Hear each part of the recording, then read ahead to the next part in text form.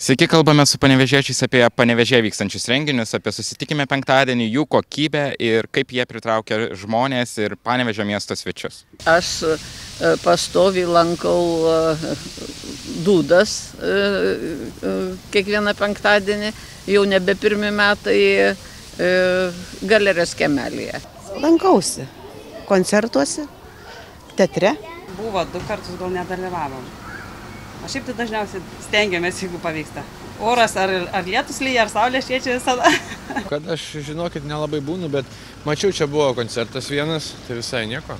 Yra renginių pakankamai, Petkevičaitės bitės bibliotekui visada aplankom naujų knygų aptarimus, susitinkam su tais aktoriais. Gal ir užtenka, svarbu, kad ateitų. Kai norit, susirandi.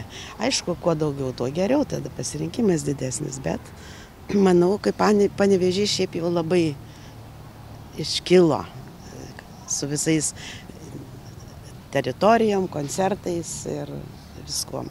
Manau, kad norint užtenka rasti. Galiu pasakyti, kad Panevėžys labai atsinaujinęs, pirmas dalykas. Tai gal to net ir užtenka, kad senjorai su jaunimu, kaip sakyt, daugiau bendrautų, tai tų renginių, tokių kaip Laisvės aikštėje, švenčių daugiau. Dabar jau visi eina į Eidrigevičiaus tuos rūmus pastatytus. Ir šiandien tiesiog apėjau apie ratų, pasižiūrėjau.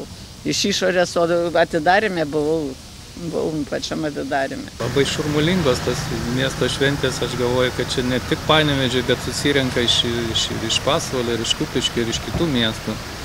Žmonės labai mėgsta tuos žvaigždžių nemokamus koncertus, kur galbūt ne kiekvienas ir gali savo leisti šitą pramogą.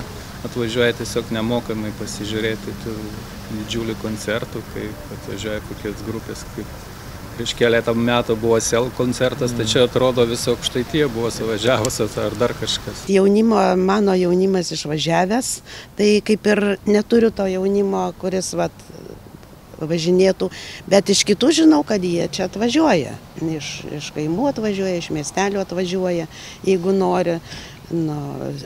Vyresnio amžiaus, tai mes atvažiuojam daugiau tokius rimtesnius gal renginius, koncertus. Kadangi miestas yra mažesnis, tai aš jaučiu, kad labiau komandos stengiasi.